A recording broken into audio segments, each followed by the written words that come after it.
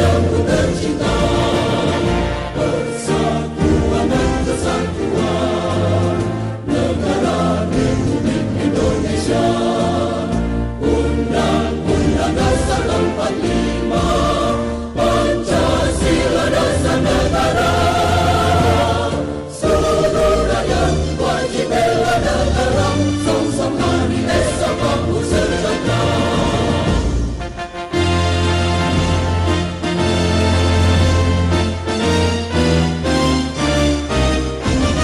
Bangunlah seluruh bangsa Indonesia, hadapi tantangan dan cobaan. Raihlah cita-cita yang mulia, Indonesia makmur dan sentosa. Walau berbagai suku dan agama, beragam budaya serta golongan, satu untuk semua, semua untuk satu. Jayalah Indonesiaku tercinta, persatuan dan kesatuan negara Republik Indonesia. Undang-Undang Dasar 45, Pancasila dasar negara. Seluruh rakyat wajib bela negara, song-song hari esok mampu sejahtera.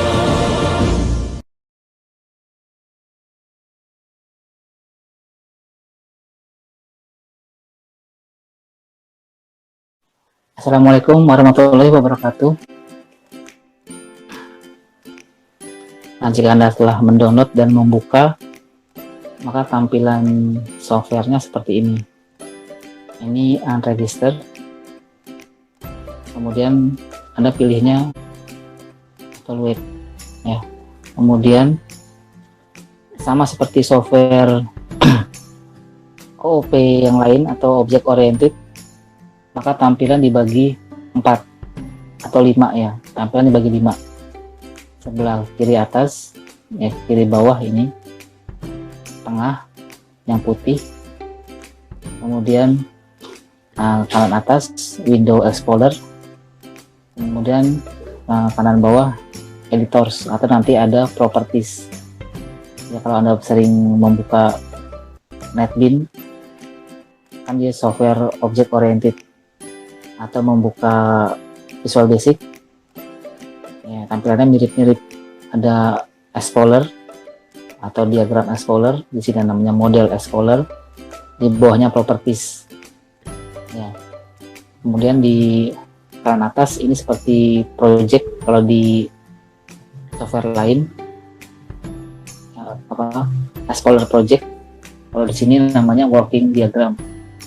Jadi nanti kalau ada sedang bekerja di suatu diagram, maka yang aktif akan ditampilkan di sini, ya, di kiri atas. Ya, muter-muter nih kursornya. Kemudian untuk membuat tools atau membuat elemennya di kiri bawah.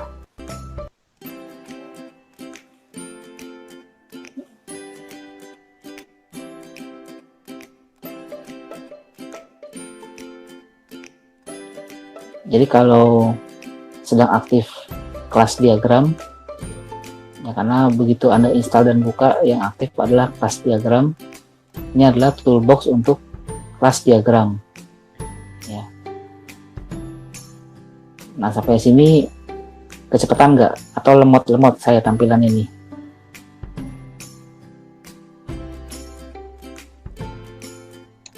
Enggak, Pak. Ya. Yang lain apa? Enggak, Pak. Ini tampilannya sudah ya.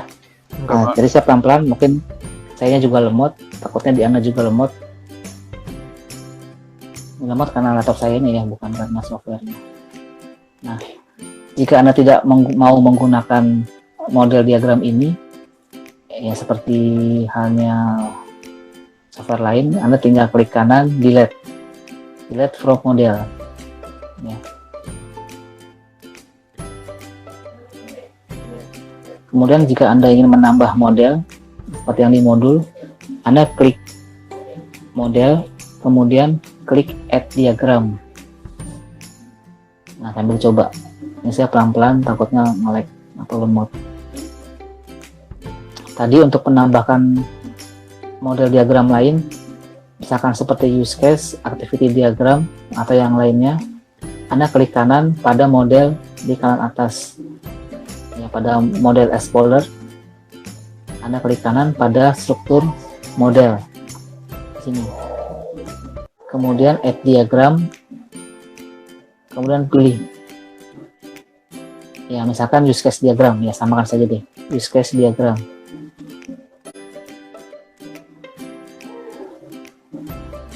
Nah, begitu use case diagram dipilih, sudah tampil satu di sini use case diagram.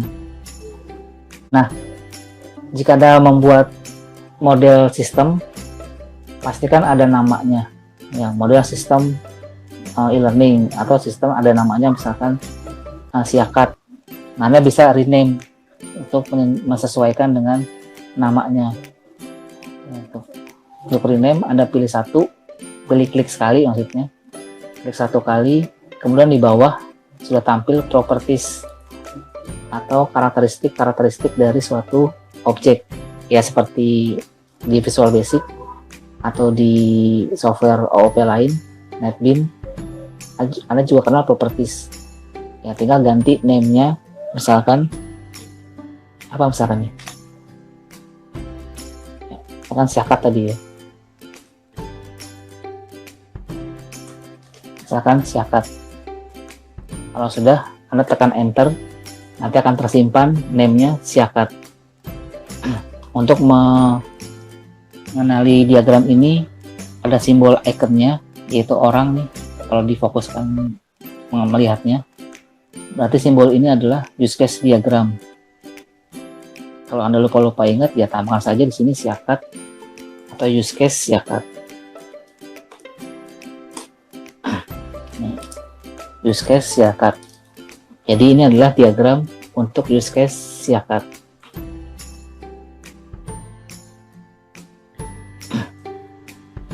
Nah, jika kita lihat di working diagram, use case Siakat berwarna biru. Ya. Artinya yang sedang aktif adalah use case Siakat. Diagram use case untuk use case Siakat. Kalau dilihat di bawah toolbox, maka elemennya atau komponen diagramnya untuk use case Siakat. Untuk diagram use case. Ya, ada use case, ada aktor, ada frame, ada asosiasi, related asosiasi, generalization, dependensi ya. Ini semua komponen yang digunakan untuk Siakat. Ditambah satu komponen umum, annotation. Ini pasti digunakan di semua diagram. Text, note, hyperlink, rectangle. Jadi tambahan anotasinya. Nah, untuk membuat diagram seperti di PPT tutorial, Anda tinggal pilih satu toolbox ya pada umumnya ya, sama seperti Photoshop, sama seperti desainer lain. Anda pilih satu objek, kemudian drag and drop di tengah. Sebelum dilepas, Anda sesuaikan ukurannya, mau semana. Nah, ini terlalu besar. Nah, kira-kira saja nanti mempengaruhi luas area yang Anda punya. Kalau sudah pasti dengan ukuran seperti ini, Anda tinggal lepas. Nah, kalau sudah, ini akan ditampilkan seperti ini. Langsung Anda diminta mengganti nama. Ya, dasar pertama membuat aktor, Anda langsung diminta mengganti nama. Misalkan mahasiswa. Kemudian enter. Atau klik sembarang. Nah, sampai sini bisa mengikuti ya. Bisa, Pak. Ya. Ya. Untuk membuat aktor yang banyak, kalau Anda sudah mengetahui jumlah aktornya ada 3 atau 4, Anda double klik pada aktor. Nanti akan ada lambang kunci atau gembok gambar lock, berarti sekarang komponen aktor dikunci. Anda tinggal klik sembarang saja di mana aktor itu akan muncul. Jadi kalau sudah tahu ada berapa aktor, atau Anda mau buat aktornya dulu sejumlah 4 buah, Anda tinggal lock aktor, kemudian klik di mana aktor itu mau ditempatkan. Ini kebanyakan ya, cuman coba. Nah, untuk menghapus sebenarnya bisa pakai delete, tapi untuk delete lihat ya, di model Explorer-nya tidak terhapus ya.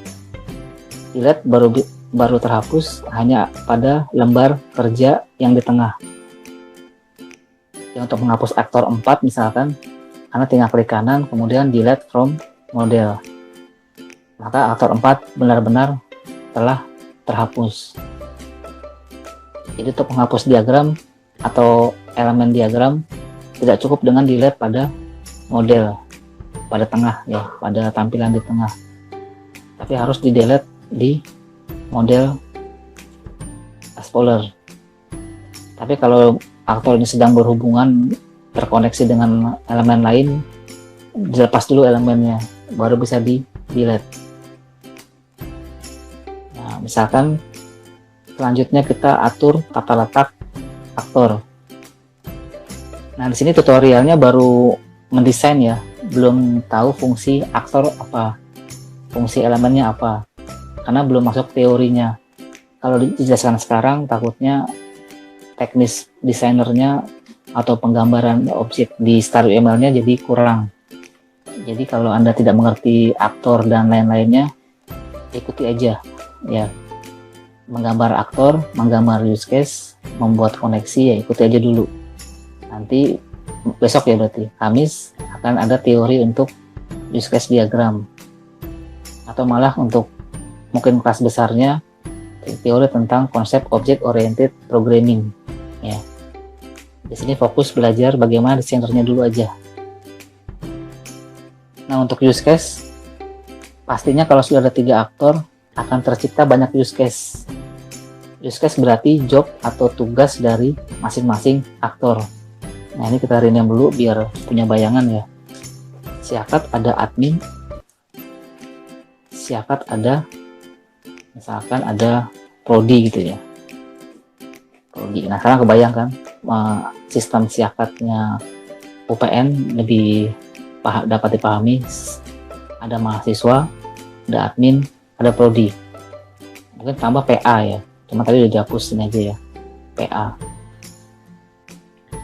Nah, untuk tugas-tugas atau peranan aktor dalam sebuah sistem pasti ada banyak. Untuk aktor mahasiswa dalam siakat banyak fasilitasnya ya, tapi kita gunakan klik 2 kali sehingga sehingga elemennya terkunci. Mungkin mahasiswa ada 4 use case, klik saja 4 kali, 1, tapi agak ke bawah, 2, 3, 4. Prodi ada 3 misalkan, 1, 2, 3. Untuk admin ada 5, 1, 2, 3, 4, 5. Nah, setelah tergambar jumlah use case-nya, langkah selanjutnya Anda rename. Double klik pada objek yang mau di rename. Sebenarnya langsung di sini bisa, atau pada properties juga bisa. Ya, di kanan bawah ini ada rename name properties, tapi biasanya kelamaan, langsung di sini aja. Mahasiswa dalam sistem siakat bisa apa aja, fungsi dan perannya. Sekarang lihat jadwal. Klik sembarang saja. Kemudian habis lihat jadwal, Anda bisa apa lagi? Lihat nilai ya, yang gampang aja dulu. Lihat nilai dan lain-lain gitu ya. Nah, untuk prodi kira-kira apa nih? Membuat KRS ya, atau membuka mata kuliah, membuka mata kuliah, dan lain-lain. Untuk admin ada banyak nih, misalkan mengelola jadwal, mengelola mata kuliah,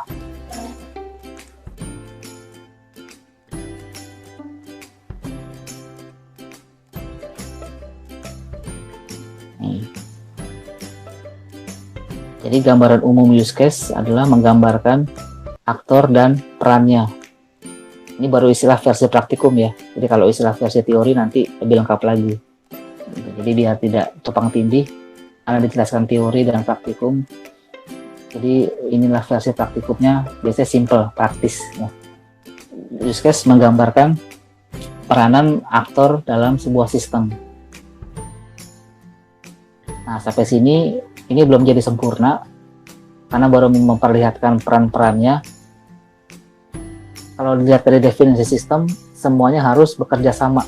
Ya, masih ingat tidak waktu definisi sistem? Sistem adalah komponen elemen-elemen. Ini elemennya nih, lihat jadwal, lihat nilai, dan lain-lain. Punya fungsi beda-beda, bekerja sama untuk mencapai tujuan organisasi, atau secara khusus mencapai tujuan siakat. Nah, berarti sistem ini harus kerjasama. Aktor ini harus kerjasama. Misalkan mahasiswa lihat nilai. Kok bisa mahasiswa lihat nilai? Oh, pasti ada yang mengelola nilai. Mahasiswa lihat jadwal. Kok bisa lihat jadwal? Karena ada yang mengelola jadwal, yaitu admin. Berarti kita tarik asosiasi nih. Di toolbox ada asosiasi. Klik sekali. Kemudian Anda drag drop dari use case ke use case, ya, dari use case lihat jadwal ke use case mengelola mata kuliah. Nah, nanti ini teorinya namanya keterhubungan antar use case. Berarti antar use case ini punya keterhubungan. Nah, lebih lanjut, kalau boleh dijelasin materinya lagi, coba kita hapus dulu. Keterhubungan lihat jadwal dan mengelola mata kuliah. Kalau dilihat duluan siapa, kira-kira duluan siapa nih? Lihat jadwal dengan mengelola mata kuliah. Siapa yang lebih dulu memulai aktivitas maksudnya? Nah, siapa kira-kira mau jawab nggak? Mengelola mata kuliah. Ya, mengelola mata kuliah atau si Mimin ya, pastinya si admin akan mengelola dulu. Nah, kalau seperti itu yang digunakan adalah include, mengelola ke lihat jadwal. Nah, ke lihat jadwal. Include berarti mahasiswa melihat jadwal, harus ada proses admin dalam mengelola mata kuliah. Nah, admin mengelola mata kuliah dari mana? Dari prodi yang membuat atau membuka mata kuliah. Tarik garis. Nah. Jadi prodi membuka mata kuliah include mengelola mata kuliah. Kalau prodinya tidak membuka mata kuliah, admin juga nggak akan bisa buka mata kuliah. Karena wewenangnya ada di prodi. Meskipun admin bisa secara teknis membuka mata kuliah, secara hukum tidak bisa. Prodi yang harus membuka.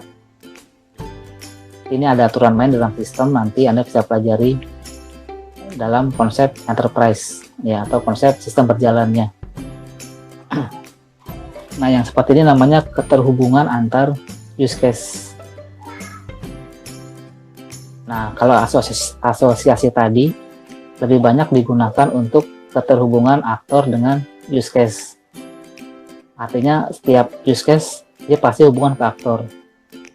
Ya, ada banyak nih use case dan aktornya. Kita kunci aja asosiasinya.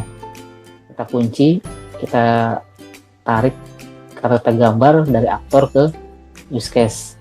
Kita gambar dari aktor ke use case. Nah, ini lama, sekalian lemot dan pelan-pelan ya. Kita tarik garis dari aktor ke use case, dari aktor ke use case.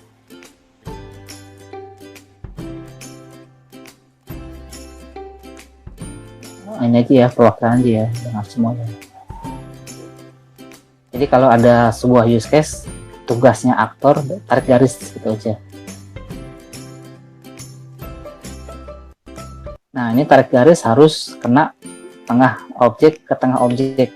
Kalau tiba-tiba misalkan seperti ini nih, misalkan nggak kena ya, misalkan sampai sini,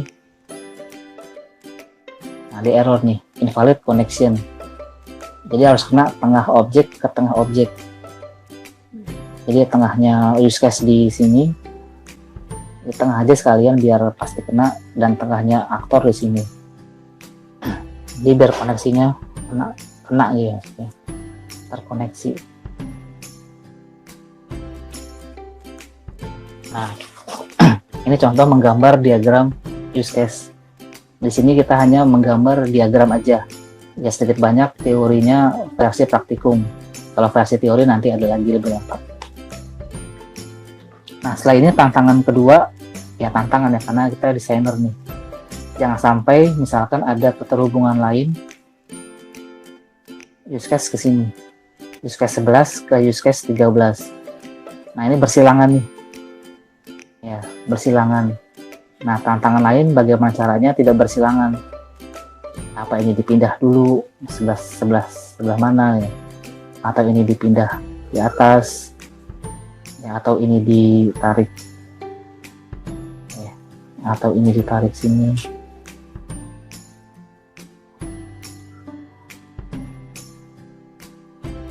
Jadi jangan sampai berpotongan.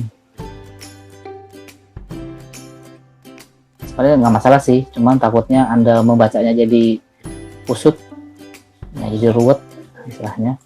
Anda bisa jangan sampai berpotongan gitu. Nah, ini bisa dipendekkan lagi. Ya pokoknya diatur lah ya bagaimana nanti Anda berkreasinya. Ini ada kata kreasi, berarti memang ada unsur seninya, mendesain itu. Ini desain, mendesain sistem. Di samping kita harus tahu konsep apa namanya ininya, pekerjaannya, konsep bisnis prosesnya, proses aturan mainnya, kita juga harus punya seni dalam mendesain. Apakah sebelah sini, apakah di bawah, apakah di atas. Nah, cuman di use case ada kaidah aktor utama letakkan di kiri atas, mahasiswa. Siapkan untuk mahasiswa. Berarti saya udah benar nih, meletakkan mahasiswa di kiri atas sebagai aktor utama. Ya, ada kaidahnya. Sebaiknya letakkan mahasiswa atau aktor utama yang paling utama ke dalam pada kiri atas ya. Nanti sebelah-sebelahnya mengikuti. Karena biasanya kalau kiri atas yang paling rame, yang paling banyak karena aktor utama perannya di sini. Yang lain mengikuti. Ya. Biasanya begitu kaidahnya. Ya begitu saja nih untuk penggambaran use case. Ada yang mau ditanyakan? Mungkin belum ya, karena konsep use case-nya juga belum dapat. Kita hanya menggambar saja dulu, menggambar diagram use case. Tapi sedikit banyak teorinya tadi tahu aktor menggambarkan pelaku sistem. Siapa saja yang terlibat dalam sistem. Untuk use case menggambarkan pekerjaan atau job atau fungsi dari seorang aktor. Kalau fungsi aktornya berhubungan dengan fungsi aktor lain, gunakan konektor include. Include lawannya ada extend di bawahnya ini. Include ada extend. Misalkan kalau digambar use case 10, misalkan deh. Use case lihat nilai, extend. Bentar ya. Pilih dulu ininya.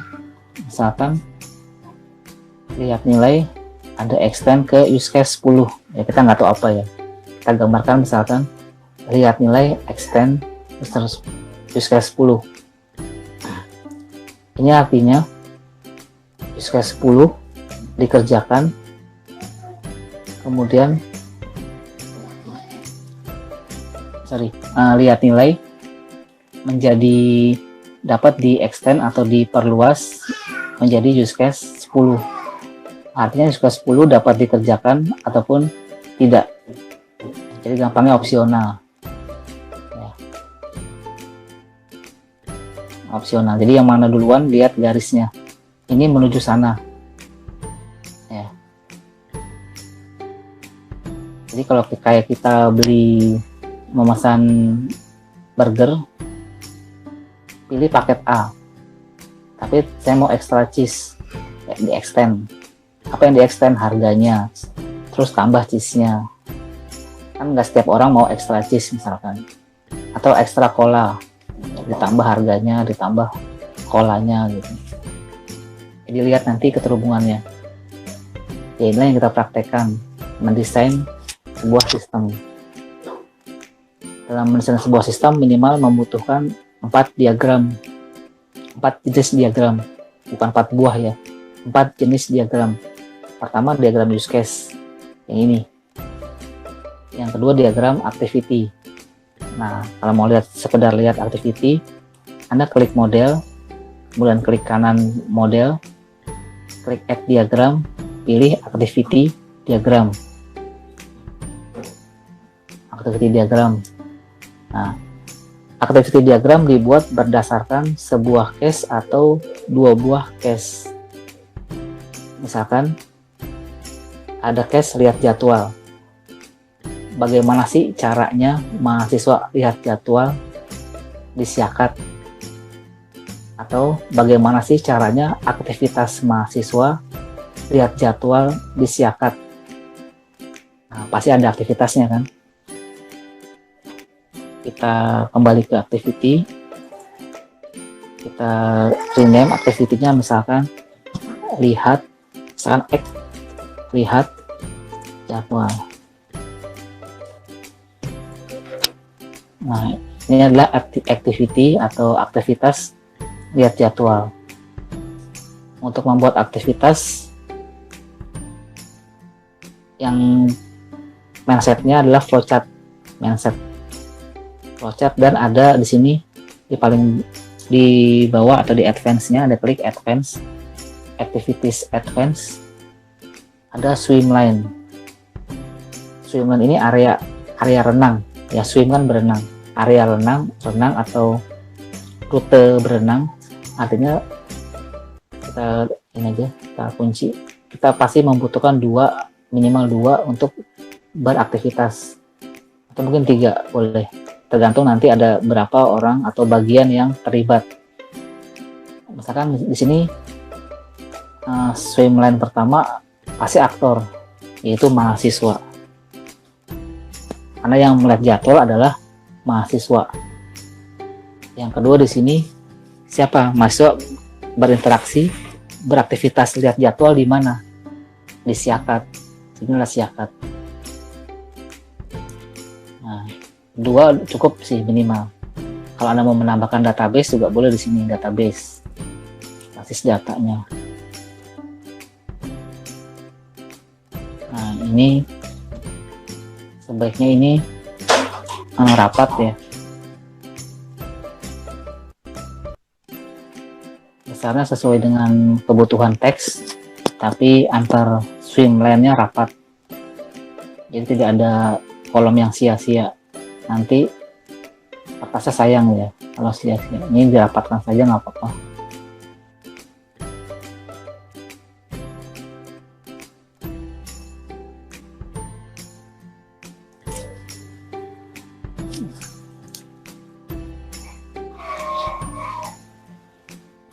Kalau ada pertanyaan boleh langsung ya dinyalakan speakernya. Lagi berusaha merapatkan. Ya. Kembali lagi ya. Kira-kira gitu ya. Karena lemot jadi susah merapatkan ini. Ini sebaiknya rapat seperti ini.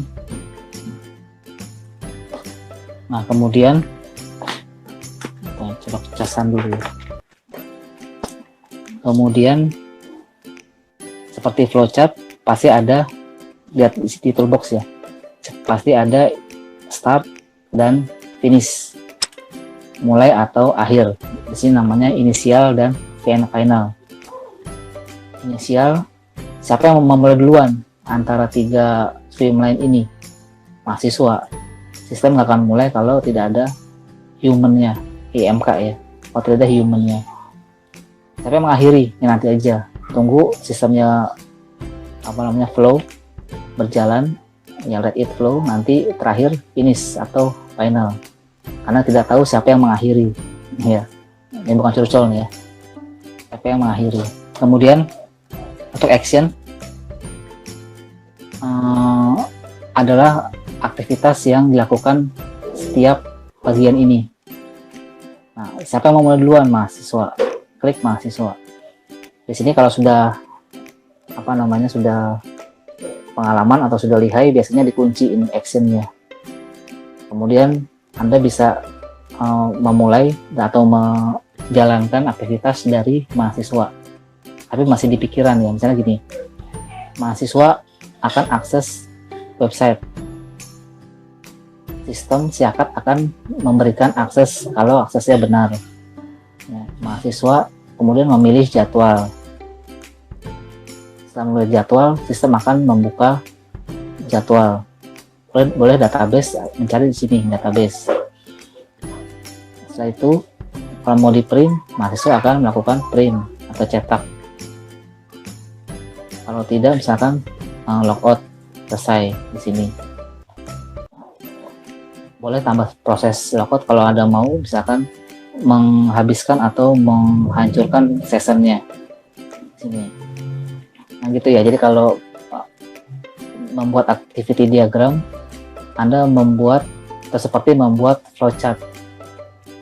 Biasanya kalau sudah lihai atau sudah pengalaman, dikunci itu actionnya.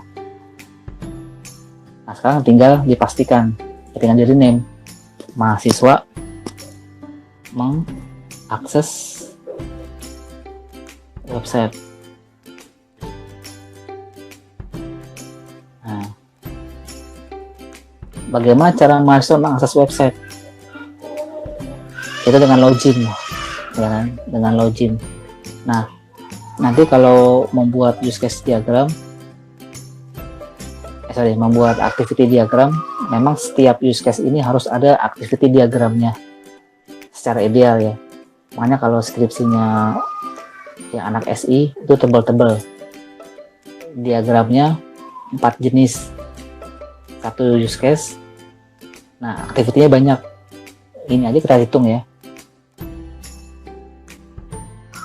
4, 5, 6, 7, 8, 9, 10, 11, 12.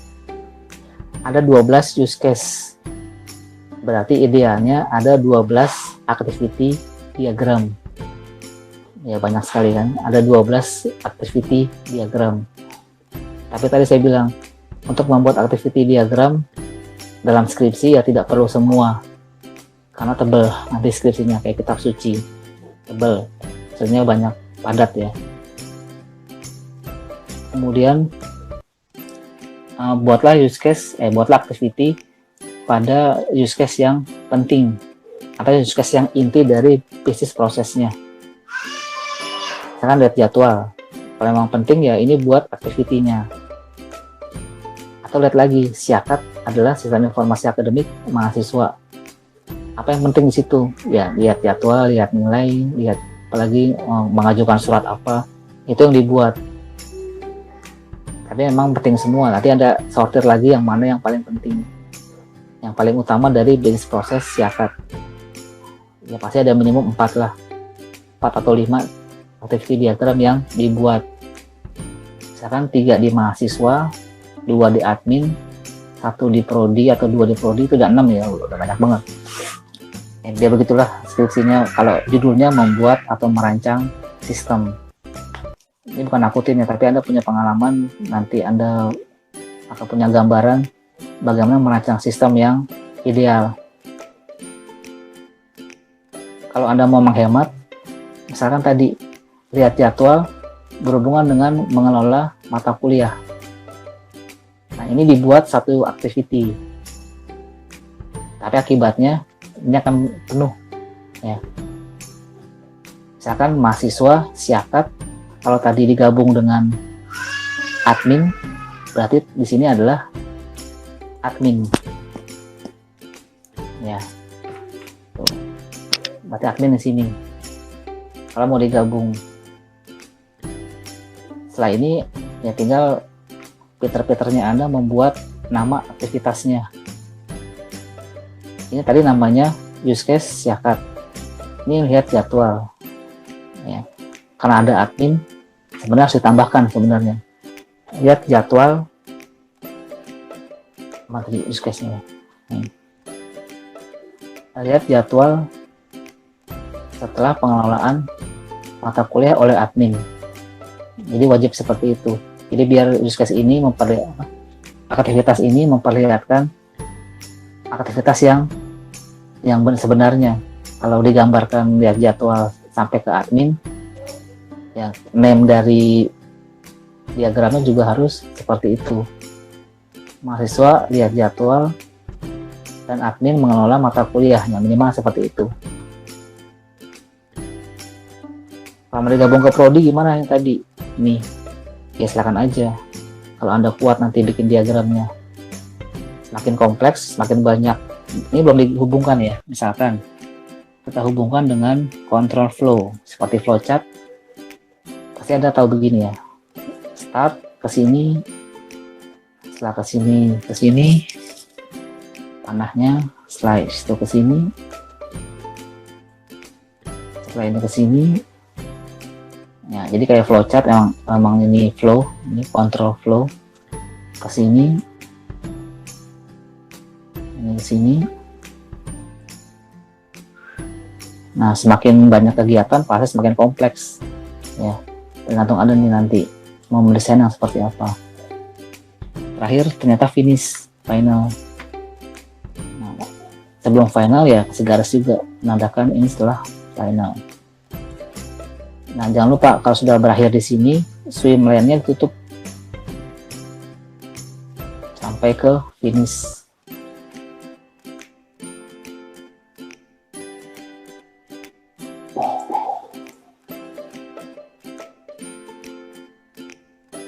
Nah, ketika swim lane-nya ditutup atau disamakan panjangnya sampai ke finish.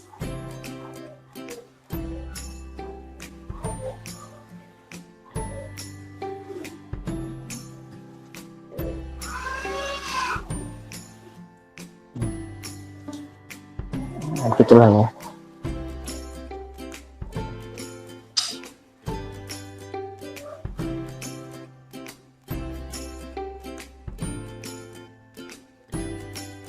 Nah, ya sama nih. Ini dia diagram activity. Nah, beginilah cara menggambar atau menggunakan Star UML untuk keperluan desain object oriented system.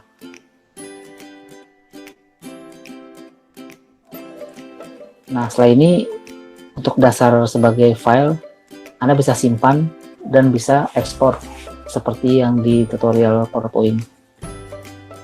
Untuk menyimpan, Anda tinggal klik file, kemudian save. Seperti biasa ya, file simpan dokumen, atau memilih ekspor sebagai gambar, file gambar, JPEG, PNG, atau yang lain. Setelah jadi gambar, Anda bisa import atau masuk insert ke dalam pengolahan kata yang lain, misalkan Microsoft Word atau yang lain.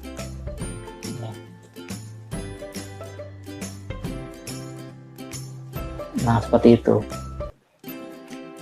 Yang lain gimana nih, bisa mengikuti atau sudah mencoba membuat diagram yang seperti tampilan saya ini? Susah tidak? Bisa Pak, Mirip nggak seperti? bisa mengikuti Pak. Mirip nggak seperti ini tampilannya? Ada aktornya 3 gitu. Letaknya di mana aja juga boleh. Nggak mengaruh ya, misalnya mahasiswa agak ke atas, nggak ngaruh. Tapi secara desain ini kepanjangan gitu ya. Jadi dekatkan saja. Jadi dicoba nggak maksudnya mendesain 3 aktor, membuat use case, menghubungkan use case, extend, include, gitu. Membuat activity, misalkan Yang penting bisa membuat mirip seperti ini dulu. Secara teknis benar atau salah sesuai sistem Siakat itu nomor 2 nanti. Karena kita baru mau belajar bagaimana menggunakan StarUML. Gitu. Gimana penggunaan StarUML-nya? Mudah atau sulit? Masih standar ya, karena masih baru pertama kali.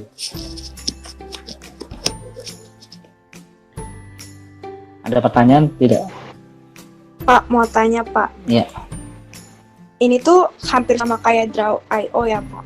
Nah, jawabannya iya. Hampir sama atau jadi ya? Ada bedanya nggak Pak? Ya bedanya Draw.io kan di website. Oh, cuma Ya. itu doang Pak? Kali aja ada fungsi yang lain gitu. Fungsinya pasti ada. Kalau ada pernah menggambar di Draw.io, sebenarnya secara teknisnya banyak yang beda. Misalkan, tapi secara garis besar untuk untuk use case diagram pasti ini komponennya. Untuk kelas diagram pasti ini komponennya. Untuk use case pasti ini komponennya. Gitu. Sebenarnya pada praktikum ini pengen sih bebas aja sih ya penggunaan toolsnya. Yang penting kan Anda bisa menggambar suatu diagram use case, activity atau sequence dan class menggunakan tools mengikuti kaidah-kaidah dari Object Oriented Programming atau UML itu. Object Oriented System di UML ini. Gitu. Untuk beda Baik, secara ya, untuk beda secara ya gimana? Nggak apa-apa Pak. Oh, kita mau lanjut tanya. Ya udah. Ada lagi pertanyaan lain? Dari saya cukup Pak, terima kasih. Ya. Ya kemarin sebenarnya diskusi antar koordinator ada pilihan juga Draw.io, Lucidchart, kemudian diagram apa gitu yang di internet. Takutnya penggunaan kuotanya atau lemot dari softwarenya ada gitu. Tapi kalau Anda nanti mau menggunakan Draw.io untuk tugasnya ya sebenarnya tidak masalah. Ya, jadi takutnya kan permasalahan utama daring itu kan kuota atau ya internet. Takutnya begitu praktikum Anda lemot sendiri, saya juga lemot atau nanti ada yang lemot juga. Jadinya nunggu-nungguan deadlock di situ. Jadi udah lemot nih menggunakan desktop. Tapi kalau Anda nanti terbiasa menggunakan Draw.io atau Lucidchart itu ya silakan aja menggunakan yang itu.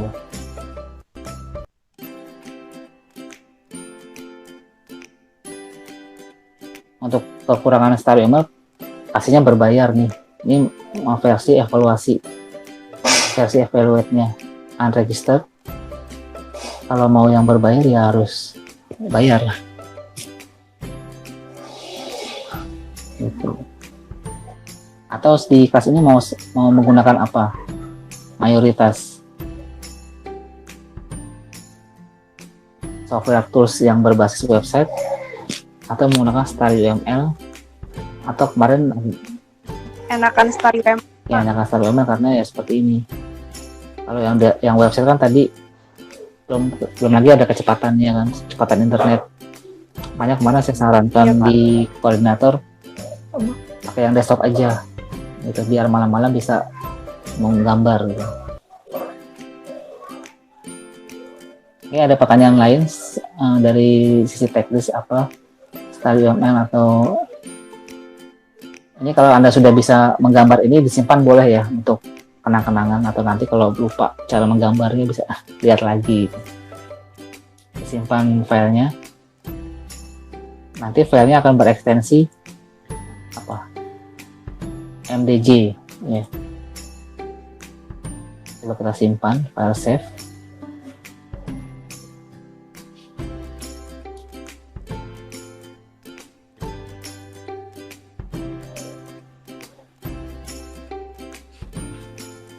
Nah, ini akan berekstensi MDJ model.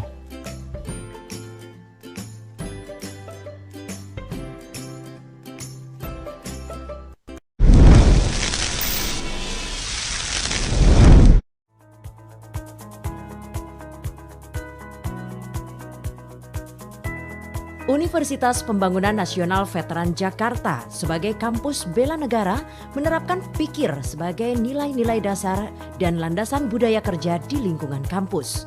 Secara filosofis, manusia dikaruniai akal pikiran bukan sekedar untuk bertahan hidup, tetapi sadar akan hidup dan menjalani hidup secara cerdas. Pikir berarti mampu mengembangkan potensi-potensi yang dimiliki serta mengembangkan kualitas hidup sesuai harkat dan martabat sebagai manusia. Pikir juga sebuah akronim yang terdiri dari nilai-nilai profesional, integritas, kejuangan, inovatif, dan responsif. Secara operasional, budaya kerja pikir yang diterapkan Universitas Pembangunan Nasional Veteran Jakarta adalah: pertama, profesional, merupakan perilaku kerja yang selalu berpatokan pada prosedur operasional baku atau POB, baik saat merencanakan ataupun saat melaksanakan pekerjaan. Nilai profesional berarti selalu mengembangkan kompetensi sesuai tuntutan perkembangan teknologi dan profesi, bekerja penuh semangat, objektif, sungguh-sungguh, bebas dari rasa sentimen, tepat waktu, dan disiplin. Memenuhi target-target kinerja yang telah ditetapkan dan mempertanggungjawabkan seluruh sumber daya yang dipergunakan. Kedua, integritas diwujudkan dalam bentuk konsistensi antara tindakan dengan norma, sistem nilai, kewajiban, kepatutan, dan prosedur kerja yang berlaku. Nilai integritas juga muncul dalam bentuk keselarasan ucapan, pikiran, hati nurani, dan tindakan, serta berkomitmen dan loyal pada institusi dan patuh pada ketentuan peraturan perundang-undangan yang berlaku. Ketiga, kejuangan ditunjukkan dengan bekerja bukan sekedar mencari penghidupan, tetapi cara hidup yang dilandasi semangat melakukan yang terbaik, mengutamakan kepentingan bangsa dan negara, berani berkorban, berkemauan keras, pantang menyerah, tangguh, cinta tanah air, serta peduli terhadap sesama. Keempat, inovatif, berarti cara bekerja yang selalu berusaha menyempurnakan yang sudah ada dan mengkreasikan hal baru yang lebih baik secara terus-menerus dan berkelanjutan. Insan inovatif selalu mengembangkan cara baru yang lebih baik, terbuka terhadap pengalaman dan pengetahuan baru, kreatif dan fleksibel, berani mengambil resiko, selalu menuangkan imajinasi dan gagasan-gagasan alternatif dalam pekerjaannya. Kelima, responsif, terwujud dalam bentuk perilaku kerja yang senantiasa mengembangkan sikap proaktif, kooperatif, kritis, suportif, peka terhadap situasi dan kebutuhan lingkungan kerja. Nilai responsif berarti mampu memanfaatkan peluang dan tantangan yang ada, serta melayani secara prima pihak-pihak yang berkepentingan dalam pekerjaan. Penerapan pikir sebagai tata nilai budaya kerja di Universitas Pembangunan Nasional Veteran Jakarta dimaksudkan untuk meningkatkan norma dan integritas kampus dengan sasaran menaikkan pola kerja dan performa sebagai perguruan tinggi negeri berstatus Satker.